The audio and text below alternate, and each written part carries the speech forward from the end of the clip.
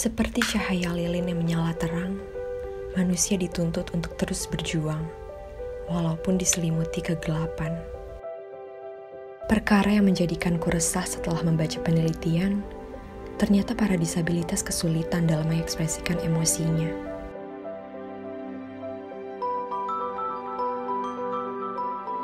Ini membuatku teringat akan sosok malaikat saat aku mengikuti kegiatan sosial. Adit, siswa kelas 5 SD, umurnya 15 tahun. Dia senantiasa tampak bahagia dan baik-baik saja. Tapi apakah benar begitu adanya?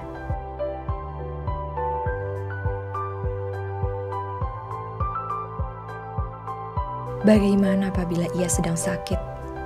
Bukankah ia membutuhkan pertolongan? Apakah ia sudah memperoleh pelayanan medis yang pantas? Aku ingin memahami mereka, membantu mereka. Setidaknya agar kegelapan tidak terus menyelimuti mereka. Mentari terbit selalu sempurna dengan sinarnya. Begitupun manusia, bukan? Manusia yang berjuang pasti akan selalu bersinar. Aku memutuskan untuk berbincang dengan sosok yang ahli di bidang disabilitas intelektual dan perkembangan untuk mengetahui lebih dalam apa saja kesulitan yang dialami oleh mereka. Berjuta pembelajaran yang aku dapatkan dari beliau.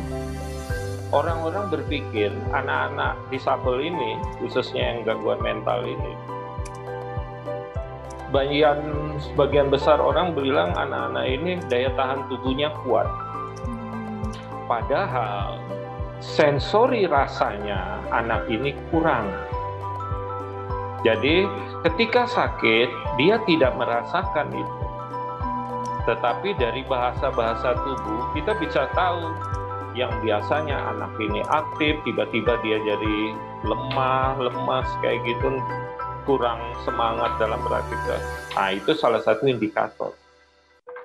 Saat itu, kalau orang tua yang mendampingi, tingkat kesulitan pasti akan berlebih. Dan biasanya anak-anak ini boleh dibilang didampingi oleh asisten dari dokter itu bisa 2 dan 3 orang. Karena apa? Tenaga anak-anak ini powerful pisan, melebihi dari usianya. Jadi terkadang ada strategi yang kita gunakan dengan komunikasi dengan para orang tua ketika memang hal-hal itu dibutuhkan. Tenaga-tenaga pendamping, khususnya terapis yang memang memegang anak ini, ikut serta dalam pemeriksaan. Biasanya yang kita perhatikan itu bahasa tubuh. Karena anak-anak ini sudah nonverbal, dia tidak bisa mengkomunikasikan bahwa dia sedang sakit. Tapi ada beberapa anak yang memang komunikasinya ada, bahasa ekspresifnya ada, tetapi pengungkapan bahasa komunikasinya itu tidak segamblang kita komunikasinya. Bahasa-bahasa mereka itu baku. Nah, orang-orang yang berhadapan dengan anak ini ketika dia mengutara maksud dari bahwa dia sedang sakit itu, terkadang kurang peka juga. Jadi dia berpikir seolah-olah, ini benar atau enggak anak ini sakit. Jadi kebetulan ini pasien saya pribadi. Dan usianya 49 tahun. Anak ini ternyata diare, Mbak. Jadi diare sampai cair, tapi tingkat sensitivitas orang-orang sekitar atau keluarga itu kurang.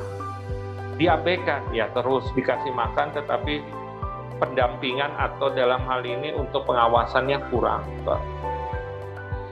Ternyata anak ini terus sakit, masih sakit, sampai benar-benar kejadian itu mungkin jam 11 siang, dia udah diare, pendampingnya atau pengasuh itu memberi info ke orang tua.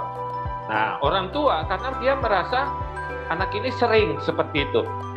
Oke, dikasih ya kita bilang kayak obat yang beredar luas yang biasa kasih. Tapi ternyata anak ini masih. Nah, pada saat dia seperti itu, tingkat kepekaan ini yang saya bilang tidak segera diambil tindakan. Jadi ini anak ini ternyata masih terjadi namanya ya sakit itu masih diare kayak gitu. Sampai sampai malamnya dia nggak mau makan. Nah, reaksi dari para orang tua ini yang tidak sensitif dengan kondisi ini karena merasa dia sudah biasa yang seperti itu, jujur jadi bumerang, Mbak.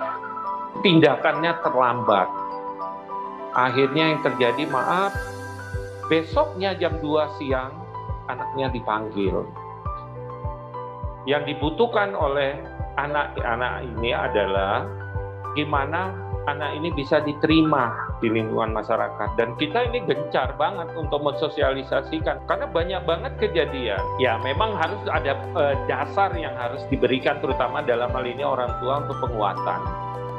Ketika ada hambatan pada anak, ketika ada sesuatu memang ada yang berbeda pada anak, dia harus segera untuk melakukan medical check-up atau konsul, setidaknya untuk mengetahui karakteristik anaknya. Karena dengan begitu semakin cepat penanganan, anak ini akan semakin optimal ke depannya. Karena kita dapat mengkondisikan anak, benar-benar mengoptimalkan anak supaya anak ini, boleh dibilang kalau saya pribadi berpikirnya sederhana, Mbak Sasa. Minimal dia survive, minimal dia mandiri untuk dirinya sendiri. Itu yang paling utama.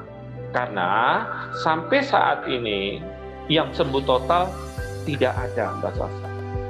Saya sampai memotivasi para orang tua, cara berpikirnya sederhana, Mbak Sasa. Orang tua ini ke depan tidak akan mewariskan harta, tapi anak ini. Jadi tolong siapkan, apakah itu saudara langsung atau keluarga terdekat, bahwa yang diwariskan ini adalah anak berkebutuhan khusus ini. Kalau tidak kita optimalkan metode-metode penerapan untuk terapi sesuai dengan kebutuhan anak, ke depan akan menjadi bumerang. Dari perbincangan itu aku memetik pembelajaran. Ini bukan tentang disabilitas, tapi tentang aksesibilitas yang kita berikan untuk mereka hidup dengan merdeka. Ketika penyandang disabilitas mampu mengekspresikan gejala penyakitnya, mereka dapat diobati. Mereka dapat menjadi sehat. Mereka dapat merdeka. Setiap ketidaksempurnaan yang kita miliki, niscaya kita diberkati kemampuan yang lebih untuk mengatasi tantangan. Bagiku, suatu individu pasti memiliki kelemahannya masing-masing. Namun, bukan berarti hal itu menjadikan individu itu lebih lemah dari individu lainnya. Justru menjadikan individu itu lebih kuat dari yang lainnya.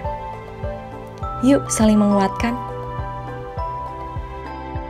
Bersama terbangkan pesawat dalam perjuangan melewati rintangan, agar kita bisa saling menguatkan.